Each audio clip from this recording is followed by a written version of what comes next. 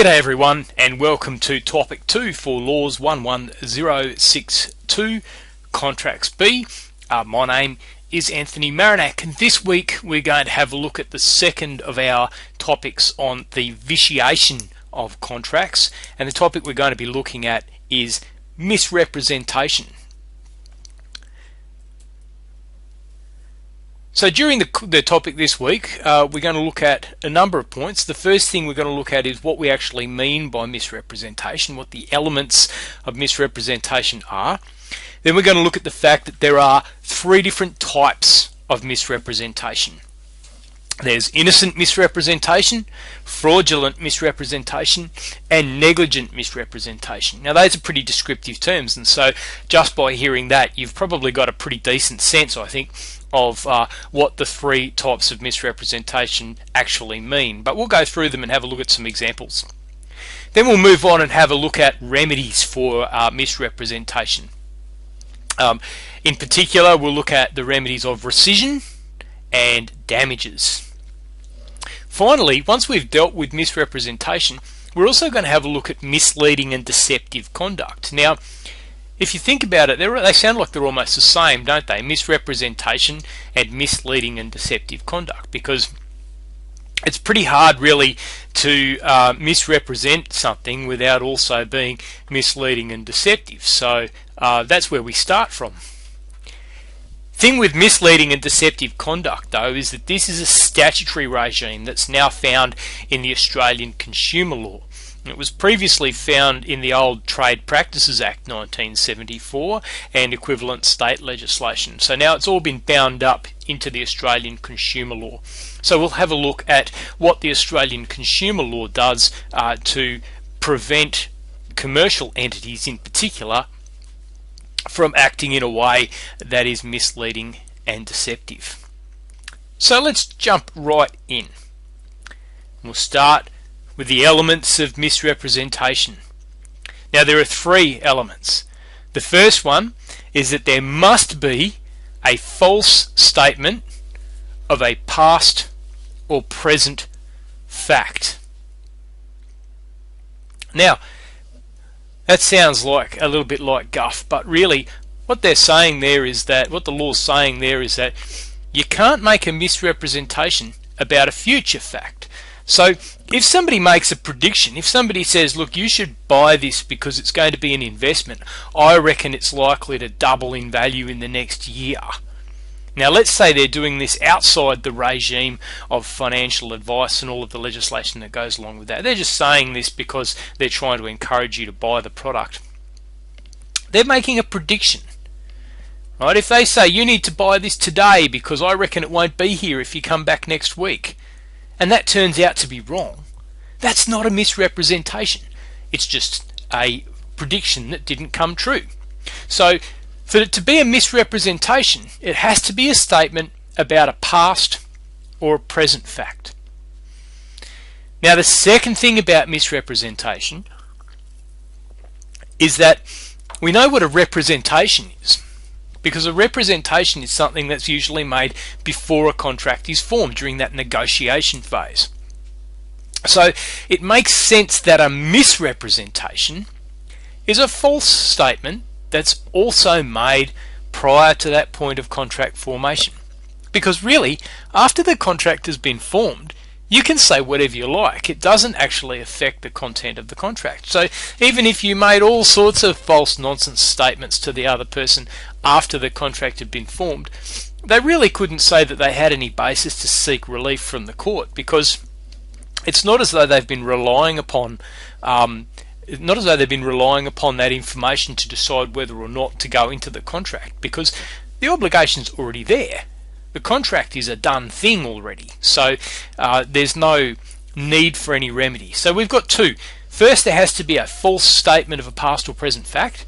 Second, the statement has to be made at or before the time of contract formation. The third element is the statement has to be intended to induce the other party into the contract, and then it has to have that actual effect. So first thing is, you have to be saying whatever you're saying. You have to be making your misrepresentation in order to try and get the other party to sign up. It's part of the hard sell. And then it actually has to have that effect. So if I'm talking nonsense because I'm trying to encourage another party to sign up to a particular contract, and they look at me with one eyebrow cocked and they say to themselves, well, he talks a good talk, but most of it is nonsense and I don't believe it. Well, they can hardly say that the misrepresentation was the reason that they entered into the contract.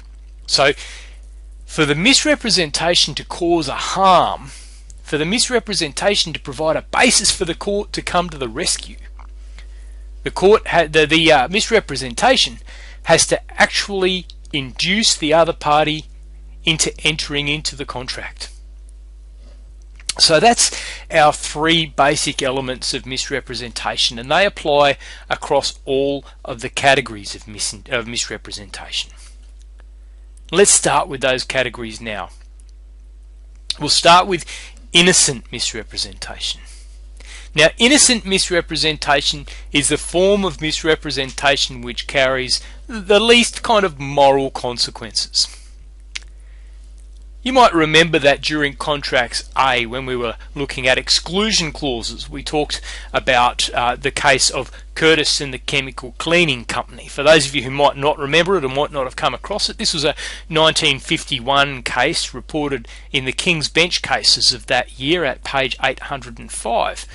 And the basis of the case was that Mrs. Curtis took her wedding dress along to have her wedding dress dry cleaned, and she signed a piece of paper which was an acknowledgement, essentially, that it was put to her, it was described to her as being an acknowledgement that the cleaning company was not going to be liable for any damage that might be done to beads and sequins on the dress. In fact, the actual meaning of the exclusion clause was that they weren't liable for any damage to the dress. When the dress came back, it was badly stained, and the company tried to rely upon that exclusion clause. The court, however, said that's not happening. The court said you cannot rely on that exclusion clause for the principal reason that it was misrepresented. Okay.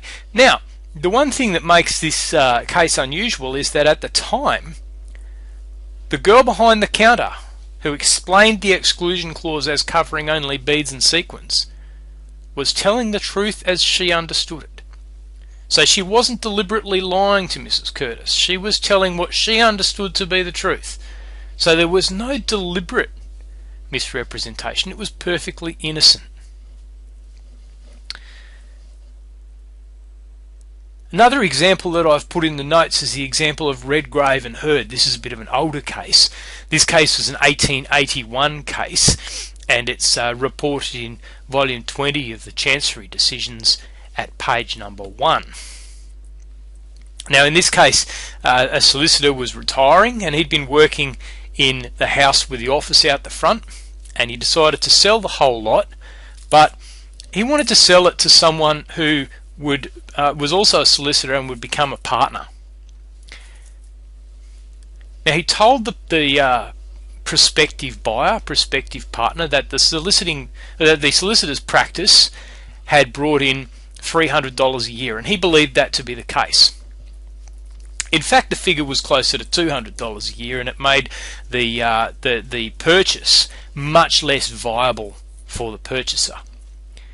You can see that the misrepresentation here was perfectly innocent. He wasn't trying to lie to anyone, and in fact, had the purchaser done what we would now describe as due diligence by looking at the books, he would have found that there was no attempt to cook the books or anything like that. The information was all there. It had been relayed by the seller in good faith. It's just that in the end it turned out to be wrong. So that's an innocent misrepresentation. What does the court do if there's an innocent misrepresentation? Well, the first thing is the innocent party, if they want to, may rescind the contract. So the innocent party can turn around and say, listen, I would never have signed up to this contract if I had been told the truth about the circumstances, and therefore I don't think that it's fair that I should be held to this contract now that I have learned the truth. Now the court, in essence, will agree with that position, and the court will say, right you are, you can rescind the contract. The other situation in which innocent misrepresentation comes up is where the contract has started to go bad. The innocent party has looked at it and said, look, I'm not going to go through with this. I'm not going to deliver on my obligations under the contract, because I would never have even been part of this contract if you'd told me about the truth of it at the start. Now, when that happens, the other party, the party which has made the misrepresentation, they may well turn around and say, well, if that's how it's going to be, then we're going to sue you for what's called specific performance. Specific performance says we're going to get the court's assistance to force you to deliver on your obligations under the contract. We're going to force you to do what you have promised to do. Now, in this case, if the misrepresenting party is trying to force specific performance of the contract, it will be perfectly possible for the innocent party to go before the court and say words to the effect of, we only entered into this contract because of the misrepresentation. If that argument is successfully made out, the courts will reject the effort of the misrepresenting party to obtain specific performance. The key reason for this is an equitable notion that someone coming to equity must do so with clean hands, so they must come before equity without having done any evil themselves. And in reality, trying to rely on specific performance of a contract which is only in place because you have misrepresented the nature of the contract to the other party, frankly, that's pretty evil. So that's how we can deal with innocent misrepresentation. Fraudulent misrepresentation is a bit more complicated. Fraudulent misrepresentation is a situation where you get a wolf in sheep's clothing, like we've got on the slide there. This is where a party either knowingly makes a false statement, or they knowingly make a statement which is true but which creates a false impression,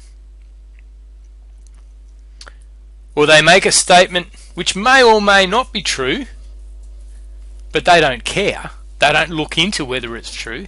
They say the statement without caring. Or finally, where a party makes a statement with no belief in the truth.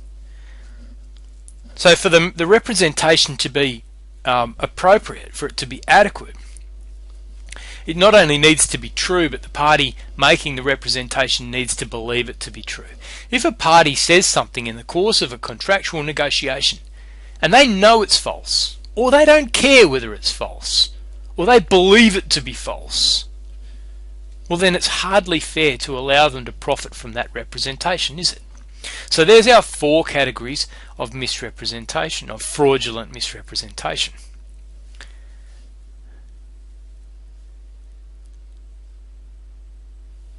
Now when it comes to what the courts can do about fraudulent misrepresentation, we've got a slide that we'll be looking at in just a couple of moments' time, but in essence the same sorts of remedies are available as are available for innocent misrepresentation, that is rescission, but on top of that we'll look at the question of damages, because it may be that the innocent party can obtain damages as a result of the fraudulent party's conduct. Third, we come to negligent misrepresentation. Now, those of you who have done torts will already most likely be familiar with the concept of negligence, but I'm going to assume that at least some of you may not have done torts yet and therefore may not be aware of how negligence works. Now, it is quite complicated, and obviously in the space of one PowerPoint slide in this lecture I'm not going to be able to give you the full drum on negligence, but I can at least outline the basics for you. And negligence really comes down to 3 propositions. The first is that there has to be a duty. The second is that there has to be a failure in that duty, and the third is that there has to be some sort of harm arising from that failure to complete the duty. That's negligence in general. So it makes sense then that negligent misrepresentation occurs when there's a misrepresentation under the following circumstances. First, there must be a positive duty to ascertain and convey the truth to the other party. Then there must be a failure, and that failure must result in harm. Now you can see that none of that requires the party to know that they're telling a mistruth. They might believe that they're telling the truth, but at the same time, they're not quite innocent either. Because if they're under an actual duty to establish the truth and they haven't done enough to do so, well then it really is their problem, isn't it, that it turns out to be untrue, because it's not really innocent. They just haven't done the work that they were supposed to do to establish what the actual truth was. Now this all makes a lot more sense when you consider an example, and so we're going to go to the example of Hedley, Byrne and Heller. This is a case that you'll know well by the end of the course. This is a 1964 case and was reported in the appeals court's reports for that year at page 465. Now Hedley Byrne was a company and they had obtained a new client, Easy Power.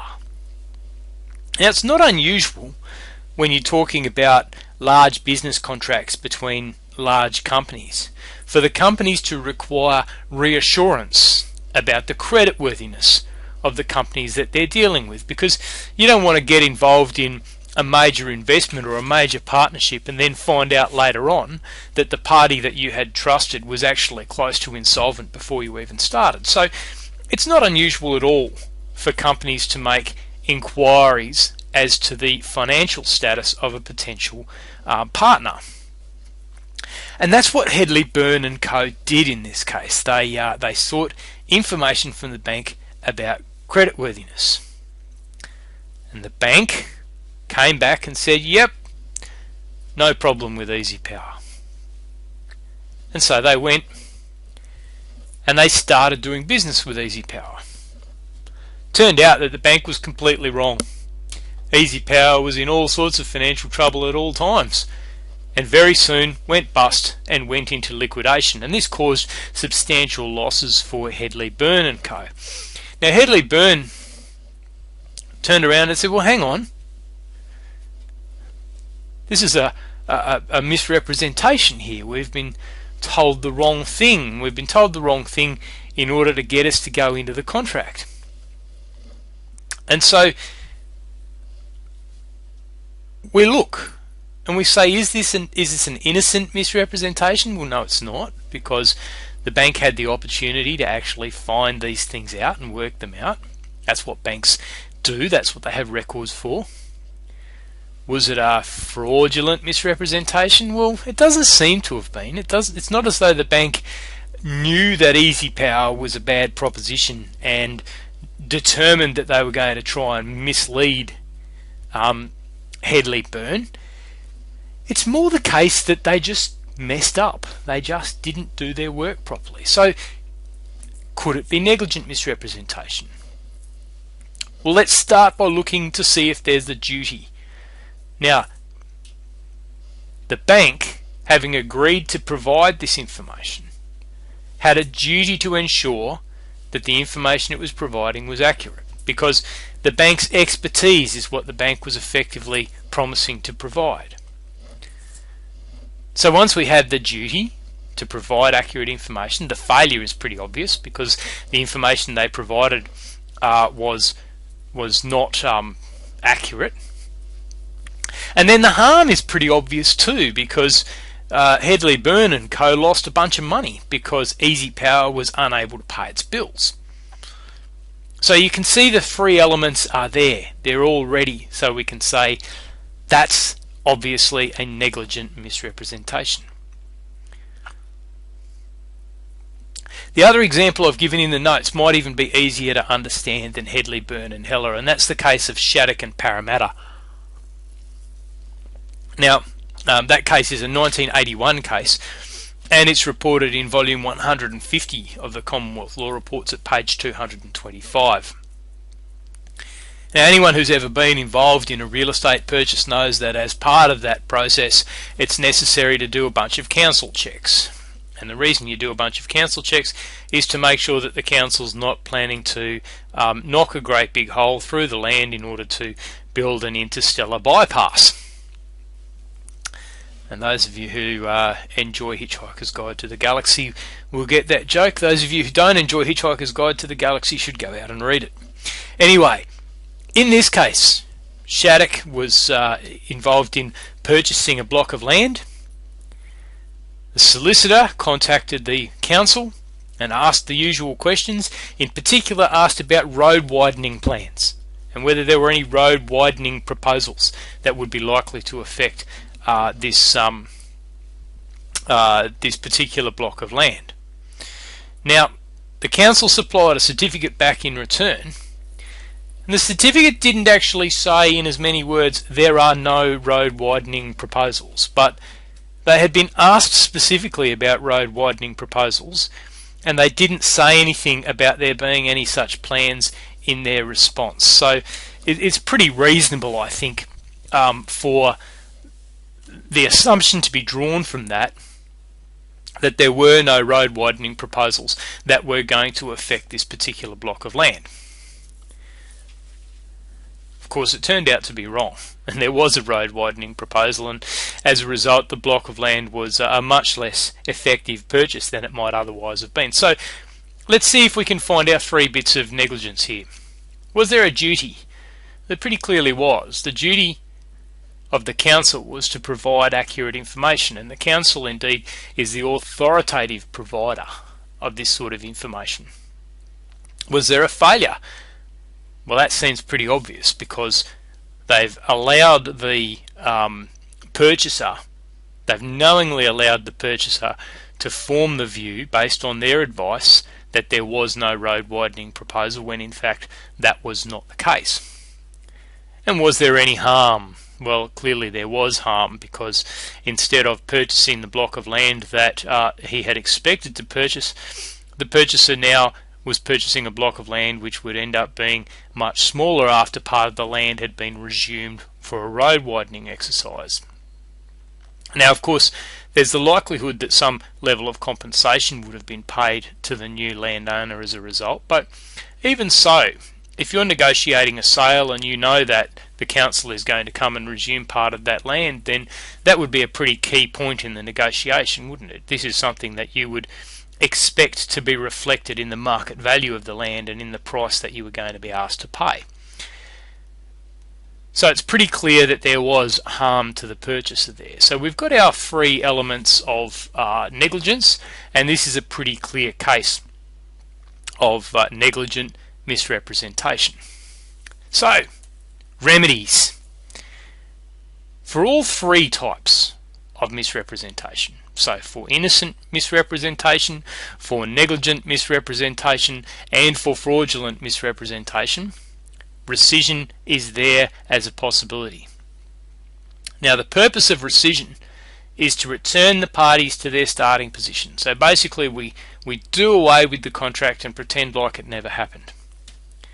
Now, of course, under some circumstances this is not going to be possible, because some costs may be sunk, and some things like major physical changes to the landscape. If the purchaser in Shattuck and Parramatta had gone and started building a house, well, it's going to be pretty difficult to pull that house down, isn't it? That's something that is probably going to make rescission and returning the parties to their starting point pretty difficult. So rescission is only available if it is reasonably possible to return the parties to their starting point. Although, as we learned last week when we talked about mistake, when the court does give an order for rescission, it is allowed to make conditions attached to that order for rescission, so that this can assist parties where rescission might initially look like it's probably pretty unlikely. The main thing to understand with rescission, though, is that rescission is not really about imposing any sort of a punishment, even on the party that's got it wrong. Rescission is more a process whereby the law says, look, we understand that there was a problem here, we understand that this is not how it was all supposed to go, and as a result of this, we're going to reset the whole matter. We're going to send everyone back to their starting point. And ultimately, I think that's a pretty reasonable way for the law to go, and that works for all three of our types of misrepresentation. There is a second remedy, and the second remedy is damages. Damages is only available for fraudulent and negligent misrepresentation. Damages is not available for innocent misrepresentation. And the reason for this is that damages effectively is almost like a type of punishment. Damages says to the party which made the misrepresentation, your misrepresentation has caused harm.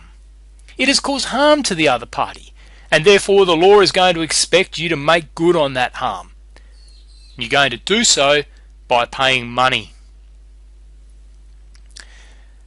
Now, for damages to be available, damages are not going to be thrown around willy-nilly. For damages to be available, the innocent party has to show first that the representation was intended to cause them to take action.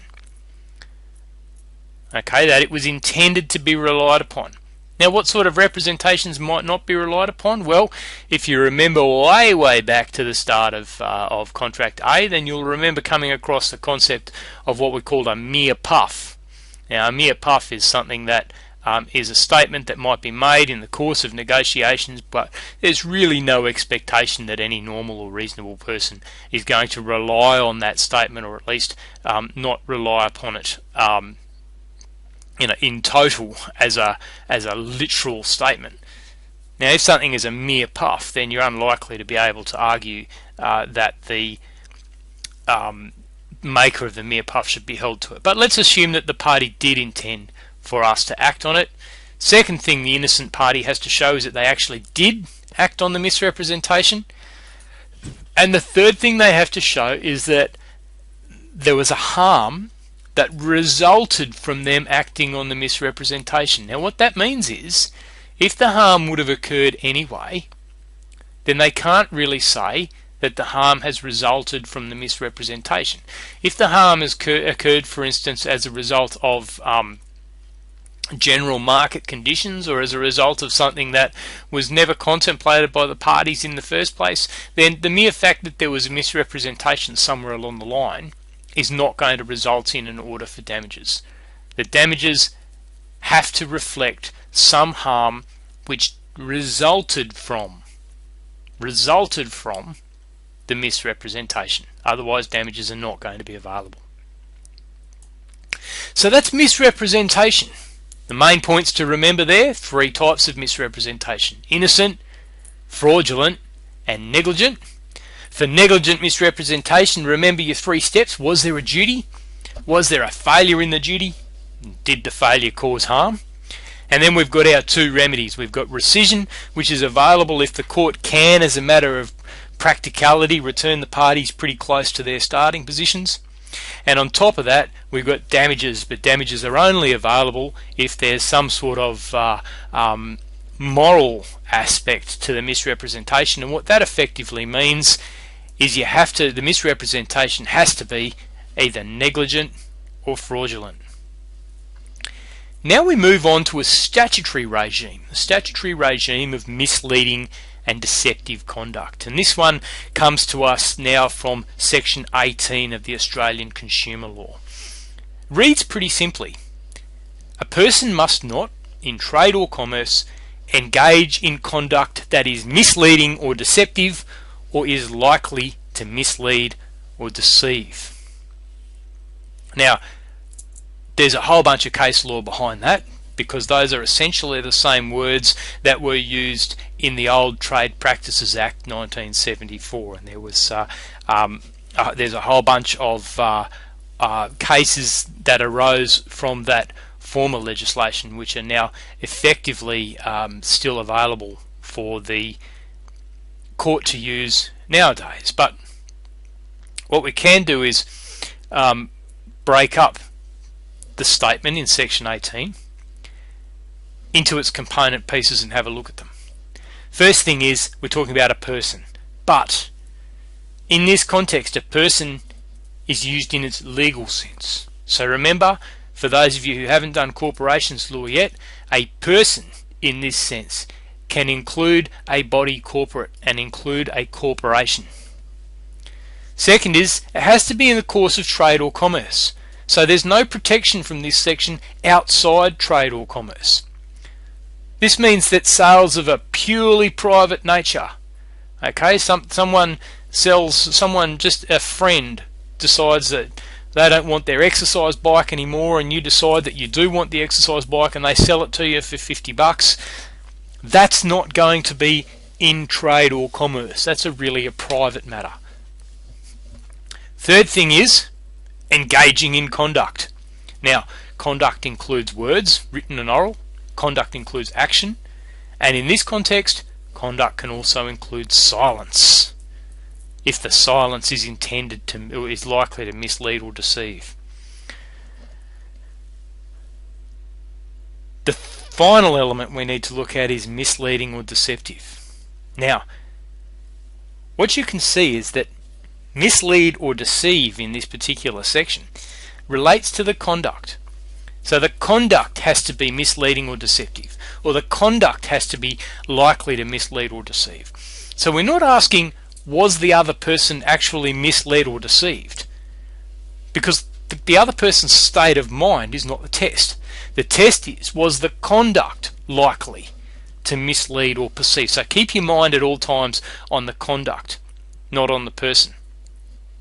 Now, in the notes, I've pulled out a relatively recent case to have a look at how all of this works in practice, and I've pulled out Samsung and LG. This is a battle that occurred in 2011 in the federal court. The report that I'm going off was 2011 case, and the medium neutral citation is Federal Court of Australia number 664 of 2011. Now, this was all about 3D TV and the advertising between these companies about 3D TV, and whether or not the advertisements between these highly competing companies, whether or not the advertisements to try and establish market share were misleading and deceptive. So essentially, Samsung has said, look, LG are making misleading and deceptive comments in their advertising, and this is costing us market share. And it's costing us market share at a critical time when we're bringing new products into the market. And so we want them restrained from doing this. And the court went through, and it went through all of those elements. Okay, is it a person? Well, that's pretty clear. Is there trade or commerce? Well, that's also pretty clear because they're trying to sell TVs. What was the conduct? Well, the conduct was the television advertisements. And was the conduct misleading or deceptive? Now, in this particular case, because it was an interlocutory matter, the judge was unsatisfied that the conduct was misleading or deceptive, but the decision was only made on a provisional basis. And like a lot of interlocutory judgments, it's actually fairly easy to read. So I would suggest that if you want to have a look at a fairly easy to read one for this week, Samsung and LG is not a bad place to start. So let's say there is a breach. What can the Australian consumer law do about it? Well, the first thing is individuals who have been the subject of this misleading and deceptive conduct, they can take action to be compensated for any loss that they've suffered as a result. So that's pretty close to the idea of damages that we were talking about for misrepresentation, isn't it? You show that the misrepresentation has caused you harm, and as a result you claim a financial payment which is intended to restore you is intended to restore your losses and make good your losses. So that's pretty familiar to us. In addition though, under the Australian consumer law, the ACCC, the Australian Competition and Consumer Commission, can stand up and take action on behalf of consumers generally. So you're not relying on an individual consumer to have the resources, for instance the financial resources, to go ahead and take major legal action. And that makes great sense, because if you think about the amount of financial or the financial consequences of taking legal action of this type for an individual person, it's inevitably going to be much more than the value of a television set. And so in reality it's unlikely that most people are going to take action, and companies will know that. And if companies know that there's no likelihood of action being taken, well, some companies will still behave in a very ethical way, but there's a temptation there, isn't there, to do the wrong thing. So the way that it works is that the Australian Competition and Consumer Commission can actually take almost a class action on behalf of a class of consumers. So instead of waiting for individual consumers to jump in and take legal action, the ACCC can step in and do it on their behalf. And that's a very powerful remedy that comes up in this particular piece of legislation. The other area in which the Australian consumer law has a significant impact on misleading and deceptive conduct comes in the range of Australian consumer law provisions that relate to consumer protection. Now, this is a very specific piece of, or a very specific aspect of the legislation.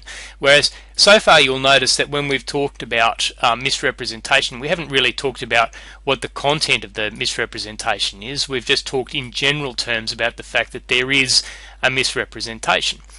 Now, in the ACL, they're much more specific. The legislation is much more specific and says, look, here are a bunch of things that you simply can't lie to consumers about. And if you do lie to consumers about these things, then it's very likely that either the consumer will be able to take action or the ACCC is going to come after you. Now, there are a bunch of them, and this would have been the world's most boring PowerPoint slide if I'd tried to put all of them on the PowerPoint slide, so I haven't. But here's a good lot to get you started.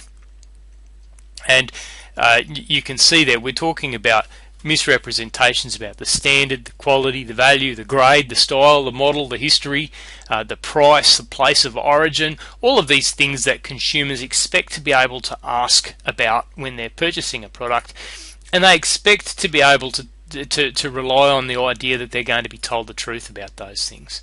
The law agrees, and the law says if you tell lies to consumers about these things, well, the ACL is going to provide a remedy against you.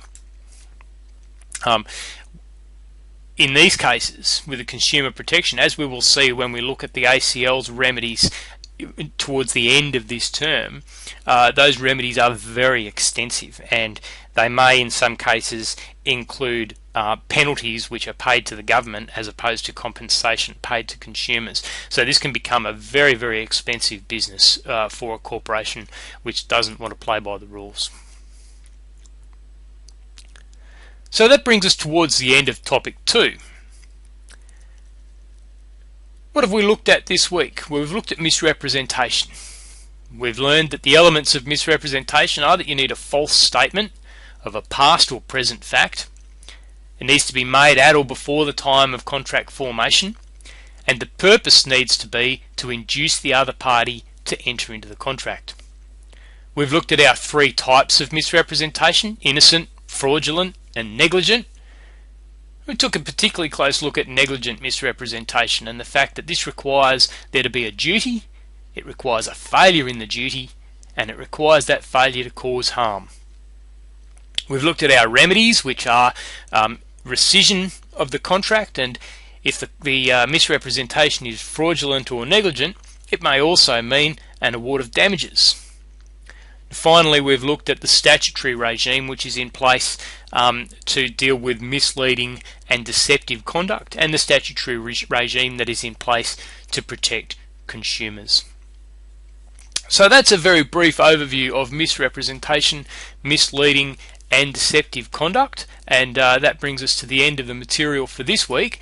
Next week we're going to take a look, we're going to continue with our look at vitiation, and we're going to look at a concept called estoppel. Have a great week, and I'll see you then.